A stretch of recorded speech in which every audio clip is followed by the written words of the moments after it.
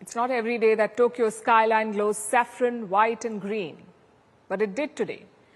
The Tokyo Sky Tree lit up in the colors of the Indian flag, because Indian Prime Minister Narendra Modi is in Japan for the first bilateral visit in almost 7 years, which makes it a very special one.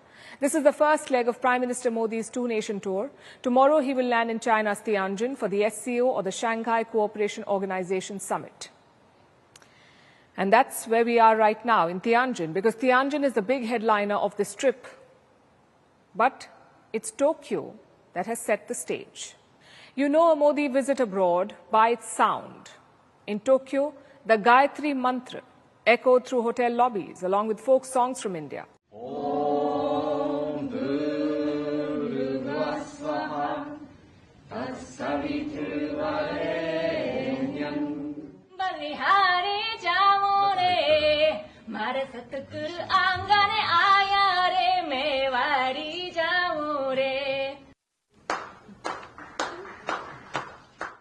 Members of the Indian diaspora turned up with tricolour scarves and dhols. Japan has a small but deeply rooted Indian community, and they showed up to greet the Prime Minister.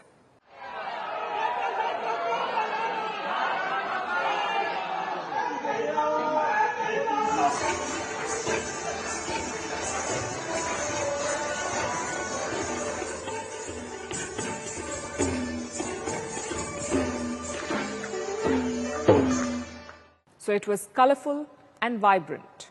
But let's not forget the context of this visit. Modi arrives in Japan just as India's relationship with Washington hits a sour note. Donald Trump's 50% tariffs have kicked in, so Tokyo smelled opportunity. Hours before Modi's plane touched down, Japan's top trade negotiator abruptly cancelled a trip to the US. Coincidence? Perhaps. But every move matters in diplomacy, and the symbolism here was loud and clear. Which brings us to the headlines. Prime Minister Modi started the morning at the India-Japan Economic Forum.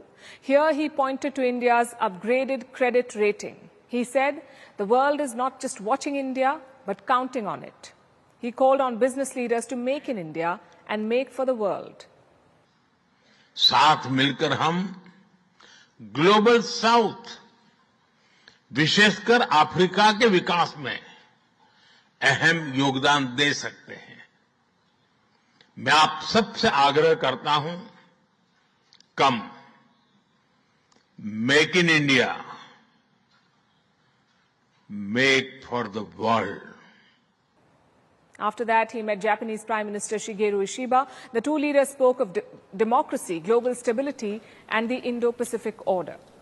The Indian Prime Minister summed it up in one sentence. He said, India and Japan will shape the Asian century. India and Japan partnership is rooted in mutual trust, reflects our national priorities, and is shaped by our shared values and beliefs. Together, we carry a common dream of peace, progress, and prosperity of our peoples and for the world. Japan is set to invest 10 trillion yen in India over the next decade. 10 trillion yen is around $68 billion. And what does that mean in practice? It means infrastructure, green energy, digital partnerships, and a flood of Japanese capital into Indian startups. And this is where things get futuristic. Modi and Ishiba announced a bouquet of high-tech deals. The first is a digital partnership, a joint effort for artificial intelligence and digital public infrastructure. Then there's a tie-up for Chandrayaan-5. ISRO and Japan Space Agency are partnering for a lunar polar mission.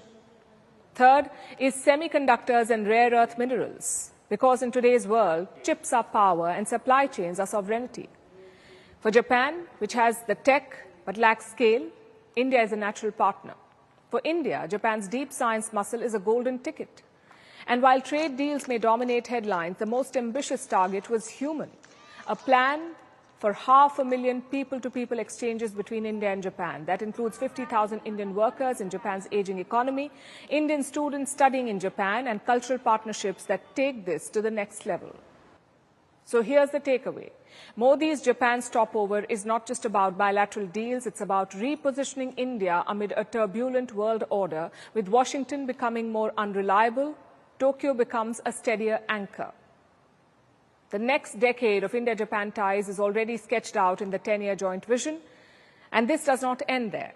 From Tokyo, Prime Minister Modi will fly to China, like I said, for the SCO summit, and that too will be his first visit in 7 years, the first to China in 7 years, and we'll be tracking it here for you.